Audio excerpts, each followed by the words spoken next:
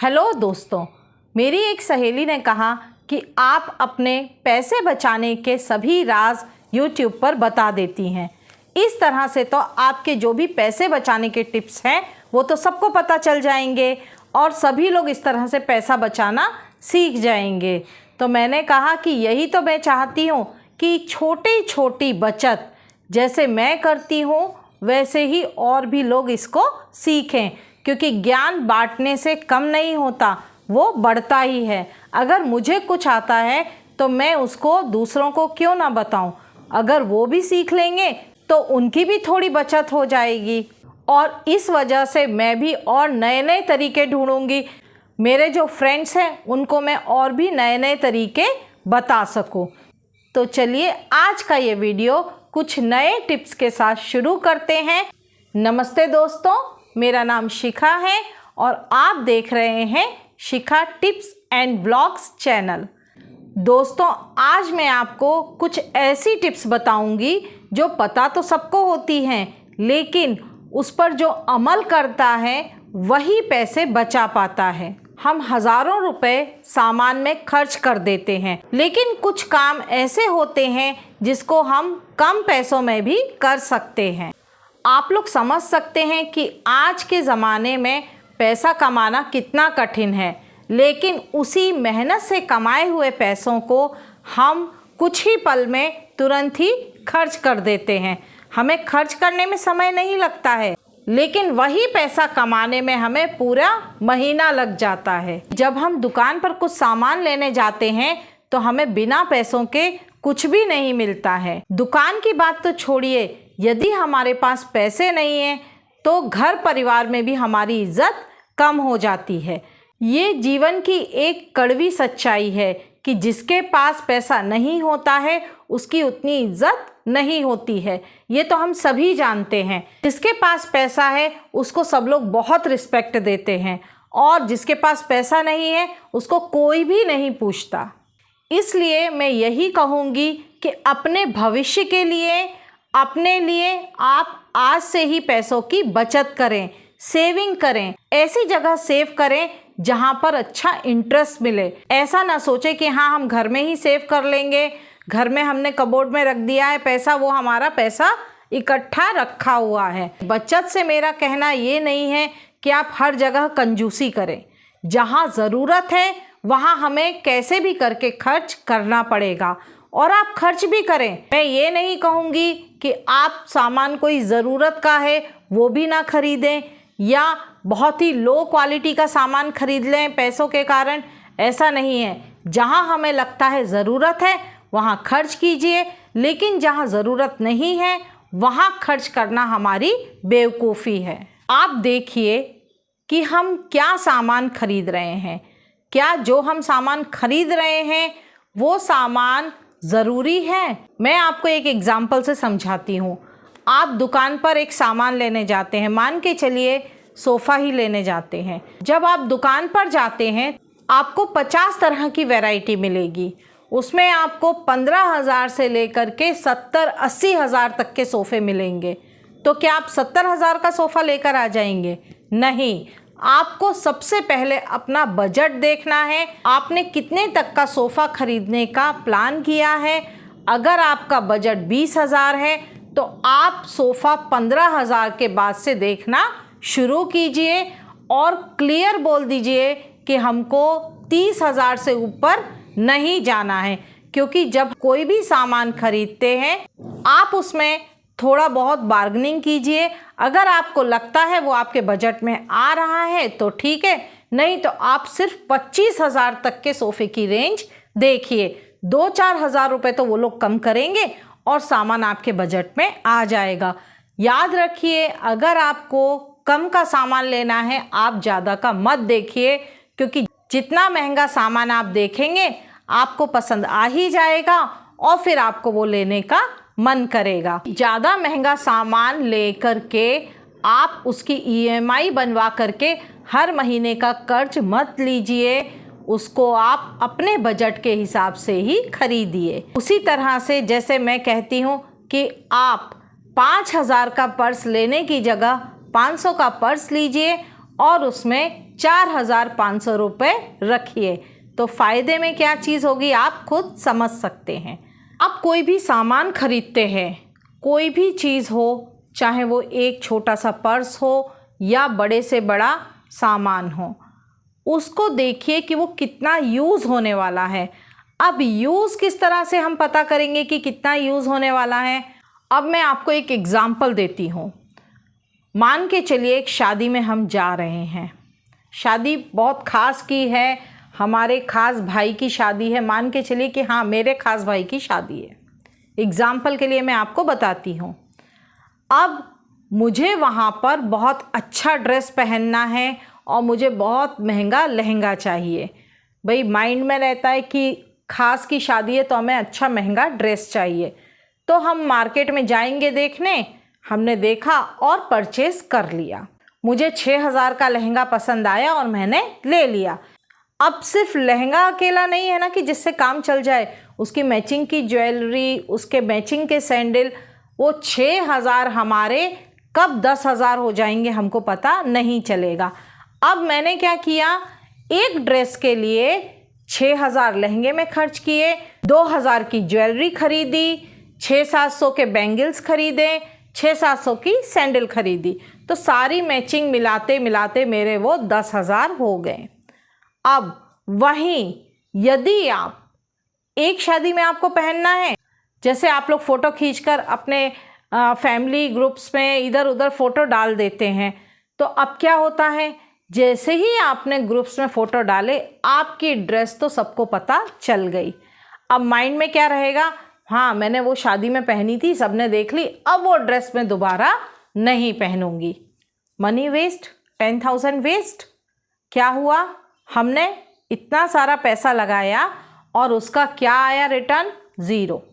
एक फंक्शन हमने बस किया और वो ले करके अलमारी में रख दिया, उसका कुछ यूज़ हुआ नहीं। अब इसके लिए मैं आपको ऑप्शन बताती हूँ। यदि मैं उसी लहंगे के लिए जो मुझे ड्रेस उस दिन पहनना था, उसके लिए मैं दूसरा ऑप्शन देख सकती थी। मैं पार्लर में जाती, आजकल रेंट पर एक से एक सुंदर लहंगे मिलते हैं। आप पार्लर में जाइए, जो 6,000 का लहंगा है उसका तो किराया कम ही होगा, वहाँ पर 10-10, 20-20 हज़ार के लहंगे मिलते हैं और रेंट ज़्यादा नहीं रहता है। 1,000, 2,000 से ज़्यादा तो रेंट नहीं होगा। तो जो मैंने ख़रीदा था 6,000, उससे तो कम ही है और बल्कि उससे अच्छा लहंगा आएगा। आजकल आप पार्लर में जाके देखिए, एक से एक डिज़ाइन मिलती है लेटेस्ट, और आपको पहनना एक बार ही है। माइंड में ये तो है हमारे कि हमने एक बार पहन लिया, हम दोबारा नहीं पहनेंगे, चाहे खास की शादी हो चाहे दूर की शादी हो। साड़ी एक बार रिपीट कर लेंगे लेकिन लहंगा नहीं करेंगे। तो इसके लिए मैं वही आपको बता रही हूँ, आप पार्लर में जाइए, सर्च करिए, 1,000 रुपये रेंट में आपका लहंगा मिल जाएगा। तो वहाँ मेरे कितने बच जाते, 5,000 रुपये। उसके बाद मैचिंग की ज्वेलरी भी मिलती है पार्लर में। आप जैसा लहंगा ले रहे हैं वैसी आपको ज्वेलरी भी मिल जाएगी, उसका भी 500-700 जो होगा वो दे दीजिए रेंट के लिए। अब आपने 1,500 रुपये में लहंगा और ज्वेलरी बुक कर दिया, वो आपका बुकिंग चार्ज हो गया। इसके बाद आप एक सैंडल खरीदेंगे ज़्यादा से ज़्यादा 500-700 रुपये की, और बैंगल्स खरीदेंगे। सारी तैयारी करने के बाद भी ज़्यादा से ज़्यादा, पूरा सामान करने के बाद भी ज़्यादा से ज़्यादा आपके कितने खर्च होते, 3,000 रुपये। बैंगल तो हमारी हैं, जो बैंगल्स हमने खरीदी वो तो हमारे पास ही रहेंगी, सैंडल्स हमारी रहेंगी, लेकिन जो लहंगा और हमारी ज्वेलरी है उसमें हमने खर्च किया था, वो पैसा हमने रेंट का लहंगा और ज्वेलरी ले करके बचा लिया। तो हमारा जो काम 10,000 में हुआ वो हमारा सिर्फ 3,000 में हो जाता। मतलब हम कितना पैसा बचा सकते थे, 7,000, पर हमने वो वेस्ट कर दिया और आगे कहीं वो लहंगा यूज़ भी नहीं हुआ। वो ज्वेलरी भी हमने कहाँ एक आधा बार पहनी होगी तो पहनी होगी, वरना रिपीट तो हमें करना नहीं है। तो इस तरह से सोच कर देखिए कि जो सामान हम ले रहे हैं क्या उसका आगे यूज़ होने वाला है। मैं तो एक पर्स भी खरीदूंगी तो पहले सोच लेती हूँ कि ये पर्स मेरा कितना चलेगा, साल भर, 2 साल। अगर 500 का पर्स है और 2 साल चल गया तो मेरे हर महीने का कितना हुआ, 15 से 20 रुपये। तो हाँ ठीक है, ये पर्स मैं ले सकती हूँ। और पर्स क्या, कोई भी चीज़ हो, आप इस तरह से आइडिया लगा सकते हैं कि आपको क्या सामान खरीदना है और उसका कितना यूज़ है। यदि उसका कोई ऑप्शन है तो आप वो सेकंड ऑप्शन भी देख लीजिए, क्योंकि आजकल हम लोग देखते हैं कि कहीं भी ड्रेसेस रिपीट करना कोई भी पसंद नहीं करता। लड़कियां तो ठीक है, लड़कों के साथ भी यही है। बच्चे खरीद तो लेते हैं, एक बार पहना, अरे मम्मी उस शादी में पहना था अब नहीं पहनेंगे, वो ड्रेस वेस्ट हो गया। तो जो लड़कों के ड्रेसेस हैं वो भी आजकल एक से एक ड्रेसेस रेंट पर मिलते हैं। आप चाहें तो ये आइडिया यूज़ कर सकते हैं। हम अपने घर के लिए कोई भी बड़ा सामान लेने जाते हैं, जैसे एसी है, फ्रिज है, टीवी है, कुछ भी बड़ा आइटम जब लेने जाते हैं, यहाँ मैं इलेक्ट्रॉनिक आइटम की बात कर रही हूँ, तो हम देखते हैं कि प्राइस कितना है। आपने नोटिस किया होगा कि उसमें स्टार रहते हैं, जैसे ही वो 5 स्टार का हो जाएगा तो उसका रेट बढ़ जाता है। लेकिन अरे इतना रेट हो रहा है, हमको ज़रूरत नहीं है, हम 3 स्टार वाला ही ले लेते हैं। लेकिन क्या होता है, जब हम 3 स्टार का लेते हैं और जो 5 स्टार की चीज़ आती है उसमें कुछ तो डिफरेंस है। 3 स्टार के इलेक्ट्रॉनिक आइटम में और 5 स्टार के इलेक्ट्रॉनिक आइटम में कुछ तो डिफरेंस होगा। उन्होंने बनाया है तो कोई तो रीज़न होगा। इलेक्ट्रिसिटी सेव तो होती होगी, वरना बनाते क्यों। तो हम थोड़े से लालच में आकर कौन सा ले लेते हैं, 3 स्टार वाला, 2 स्टार वाला। लेकिन उससे क्या होता है, हमारी इलेक्ट्रिसिटी बहुत कंज्यूम होती है। तो उस समय हम बचत कर लेते हैं, अरे पैसा हमने बचा लिया, सेव कर लिया, और ये नहीं जानते कि बिजली के बिल में हम कितना पैसा दे रहे हैं। ये चीज़ यहाँ पर मैं आपको बोलना चाहूँगी कि जहाँ पर आपको बचत करनी है वहाँ कीजिए, जहाँ ज़रूरी है।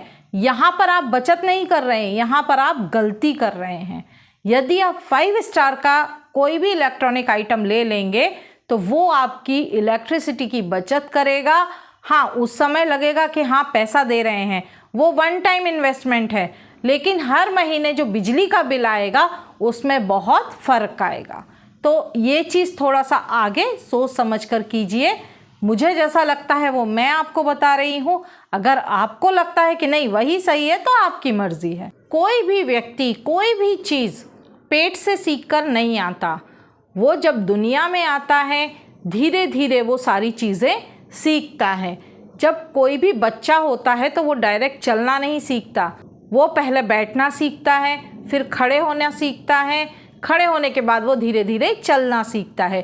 तो उसी तरह से जब कोई भी लड़की शादी होकर आती है तो वो डायरेक्ट एकदम से गृहस्थी चलाना नहीं सीख जाती है।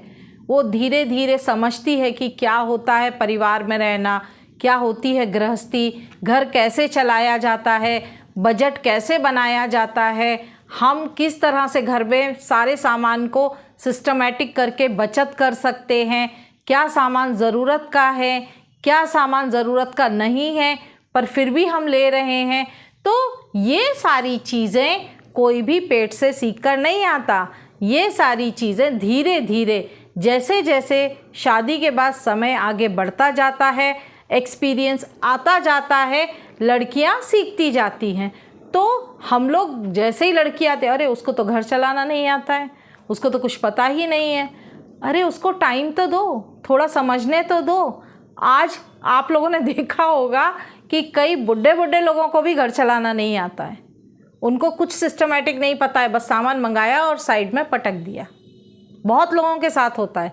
लेकिन आजकल की जो यंगर्स, जो नई नई लड़कियां आ रही हैं, जो यंग जनरेशन है, वो बहुत सिस्टमेटिक है। वो लोग बहुत सोच समझ कर अपनी गृहस्थी चलाती हैं, इंटेलिजेंट हैं लड़कियां, पढ़ी लिखी हैं, वेल एजुकेटेड हैं, वो समझती हैं क्या ज़रूरी है क्या ज़रूरी नहीं है। तो मैं यही कहना चाहूँगी कि कोई भी व्यक्ति घर चलाना या बजट बनाना शुरू से सीखकर नहीं आता है। धीरे धीरे इसी तरह से जीवन में जब वो आगे बढ़ता जाता है, सीखता जाता है। तो आप किसी भी तरह का कोई भी प्रेशर बच्चों पर ना दें।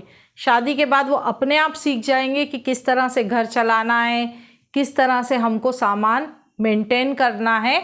लेकिन हाँ, आप अपना आइडिया उनको बता सकते हैं कि हाँ ऐसा कर लीजिए तो ये हो जाएगा, या आप इस तरह से सामान रखेंगे तो ऐसा इस तरह से बच सकता है आपका पैसा। करना क्या है उनके ऊपर है, वो सिर्फ हमारी सुनेंगे।